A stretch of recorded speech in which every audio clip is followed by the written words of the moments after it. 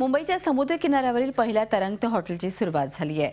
Vandre Worli C लिंकच्या जवळ असलेल्या समुद्र किनाऱ्यावर हे 3 मजली हॉटेल बनले आहे।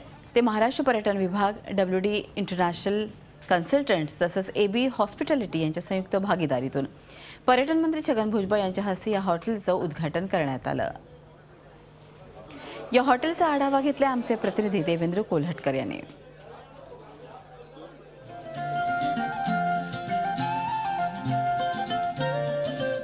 मुंबईच्या पर्यटनामध्ये आता आणखी एका गोष्टीची भर पडलेली आहे। बांद्रा वरळी सी लिंकवरती तरंगत हॉटेल सुरू झालेलं आहे। MTDC आणि 2 खासगी कंपन्यांच्या सहकार्याने हे 3 मजली हॉटेल तरंगत सुरू झालेलं आहे। ते कसं आहे ते नेमकं पाहूया। तर तळमजल्यावरती आहे या रेस्टॉरंटच्या, आणि जर आपण बघितलं तर आपल्याला पाहायला मिळेल की हे सगळं तरंगत रेस्टॉरंट आहे। आणि या तरंगत्या रेस्टॉरंटचा जो तळमजला आहे तिथे मी आहे। या तळमजल्यावरती जे आहे ते विविध पार्टीज ज्या आहेत किंवा लग्नाचे समारंभ देखील आयोजित करण्यात येणार आहेत।